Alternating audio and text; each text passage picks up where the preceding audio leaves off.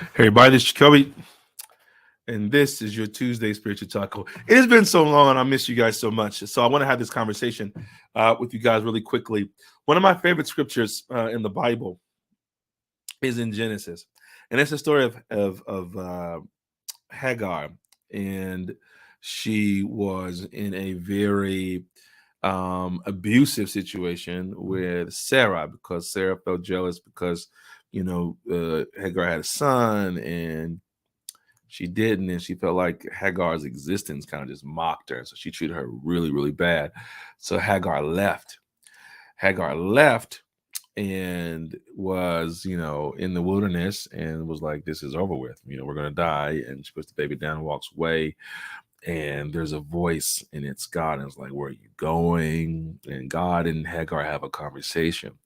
And that's when we get the first name of God. Hagar says, you are El Roy, the God who sees me, or the God who sees.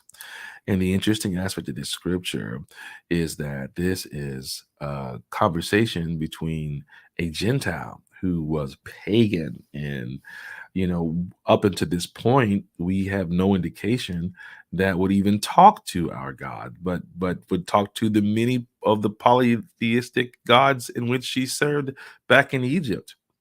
But in the moment where of desperation, of the last bit of any gumption to live is there, God is the one that responds. And it is God who sees her. It is God who answers, and it's God who has a plan. That's a crazy thing. God has a plan. And it wasn't like the best plan in the world for anyone to want to hear. It was like, go back, because I got plans for you guys. And so she says, you are the God who sees me, but it's a duplicit word, means that also she saw God. Now think about that no one shall see God and live, yet here is Hagar saying, I see. And it reminds me of Job when he says, I've heard of God, but now I see you. And it is in those times of the greatest despair and the greatest moment of lack and loneliness do we see that the God who sees us appears. The God who sees us is seen, and the God who sees us has a plan. He doesn't come with questions, he comes with authority. That's the God we serve. That's the God that leads us and guides us.